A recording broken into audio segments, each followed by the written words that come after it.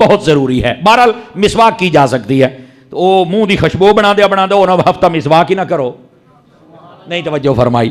تو یہ جو قدرتی آٹومیٹک ہو جائے, ہر روز سحری کے وقت اٹھیں, تہجد پڑھیں, مسواک کریں, اور ہو سکے تو قرآن پاک کے ایک پارے کی تلاوت بھی کریں, جو میں نے مشورہ دیا تھا جاری ہے.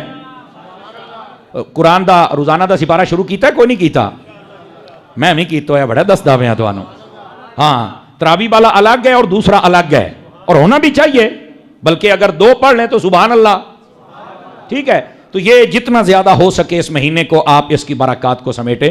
تو نبی پاک علیہ السلام نے ارشاد فرمایا کہ یہ جو روزے دار کے منہ کی بو ہے, فرمایا یہ کستوری اور مسک جس کو کہتے ہیں اس سے بھی زیادہ اللہ کی بارگاہ میں پسندیدہ ہے. اور پھر اللہ کے پیارے حبیب علیہ السلام فرماتے ہیں, اللہ فرماتا ہے لوگوں ہر عمل کی جزا ہے, ہر عمل کی, اور ہم دیتے ہیں. روزہ میرے لیے ہے اور اس کی جزا ہی میں دوں گا.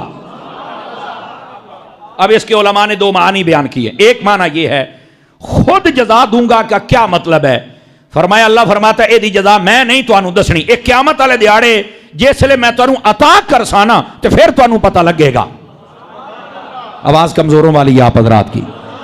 یعنی اتنا اس کا اجر ہے, اتنا اجر ہے اس کا. فرمایا یہ جب دوں گا قیامت والے دن خود تو پھر تمہیں پتہ چلے گا. اور دوسرا اس کا معنی علماء نے جو بیان کیا مزہ آ جائے گا سن کے.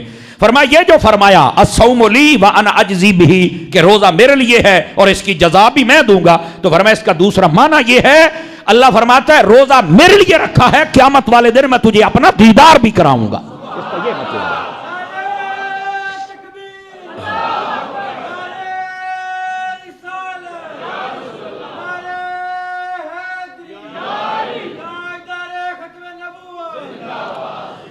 گرامی قدر حضرات, پھر نبی پاک صلی اللہ علیہ وآلہ وسلم آپ نے فرمایا روزے دار کو اللہ دو خوشیاں عطا کرتا ہے.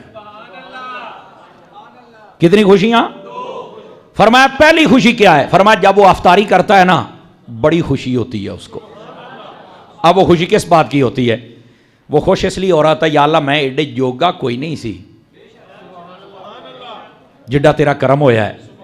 میں سارا دن میں تو نہ فریج کوئی چھڑدا سی تو نہ ریڑی فروٹ دی چھڑدا سی تو ہر شے کھا جاندا سی, پر تیرا حکم سمجھ کے تو توفیق دیتی میں ساری دیاڑ کٹ گیا. مطلب وہ اندر ہی اندر سے خوش ہو رہا ہوتا ہے اللہ کی اس عطا پر, اللہ کی اس توفیق پر, اللہ کے اس فضل پر. تو فرمایا یہ جو بندے کا اندر ہی اندر سے اپنے رب سے تعلق ہوتا ہے نا, یہ ہے افطاری کے وقت اس کی خوشی. اور پھر سامنے اتنی نعمتیں ہوتی ہیں, پھر وہ بندہ دیکھتا ہے پانی بھی ہے تو جوس بھی ہے تو فروٹ بھی ہے تو یہ ساری نعمتیں, باری تعالیٰ میں ساری دیہاڑی تیری منی رکھی ہے, کڈا کرم کیتا ہی. تو مطلب یہ اندر ہی اندر سے اس بندے کو ایک خوشی ہو رہی ہوتی ہے, اور پھر روزے کی ساری برکات اور فضائل اس کے سامنے ہوتی.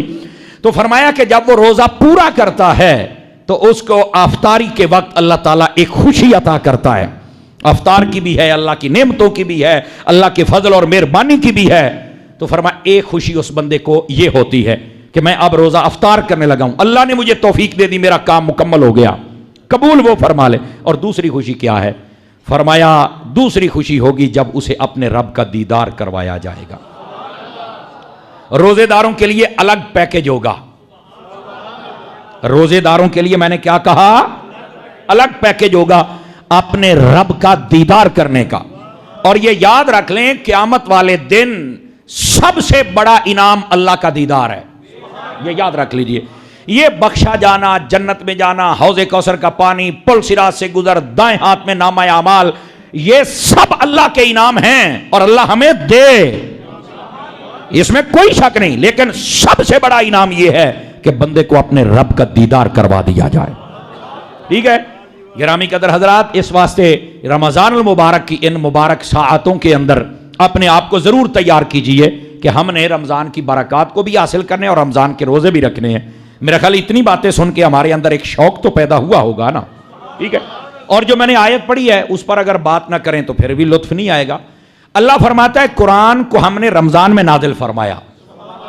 اور یاد رکھ لیں یہ آپ احباب جتنے بیٹھے ہیں کئیوں کے لیے شاید یہ نئی بات ہوگی, قرآن مجید کو اللہ نے جب نازل کیا نا تو لوح محفوظ سے پہلے آسمان پر اللہ نے رمضان میں نازل کر دیا تھا. لوح محفوظ سے پہلے آسمان پر اللہ نے رمضان شریف میں قرآن کو نازل فرما دیا تھا. اور رمضان شریف کی کون سی رات تھی؟ جس کو ہم شب قدر کہتے ہیں، لیلۃ القدر کہتے ہیں، برکت والی رات کہتے ہیں. اس رات میں یہ نازل کر دیا گیا تھا قرآن، اس لیے کہتے ہیں کہ یہ نزول قرآن کا مہینہ ہے. ویسے پہلے آسمان سے دنیا والوں کی طرف اور بالخصوص جو حضور کی جانب قرآن آیا وہ 23 سال کے عرصے میں آیا. سمجھ آ رہی ہے؟ تو یہ جو کہا جاتا ہے کہ رمضان میں نازل ہوا، تو اس کا کیا مطلب؟ اس کا مطلب ہے لوح محفوظ سے پہلے آسمان پر. پوائنٹ سمجھنے کی کوشش کریں. اللہ نے سارا قرآن نازل فرما دیا لوح محفوظ سے پہلے آسمان، پھر جبرائیل کی ذمہ داری لگا دی.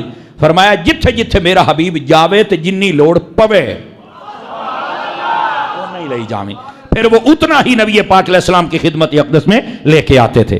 اور یہ بھی میں آپ کو بتا دوں، پہلی جتنی کتابیں تشریف لائی ہیں، جزاک اللہ، پہلے جتنی کتابیں تشریف لائی ہیں، آپ ان کتابوں کے بارے میں ہسٹری پڑھ کے دیکھ لیں، وہ ایک ہی مرتبہ عطا کی جاتی تھی کہ یہ لو اور پڑھو اور اس میں جو مسائل ہیں ان پر عمل کرو.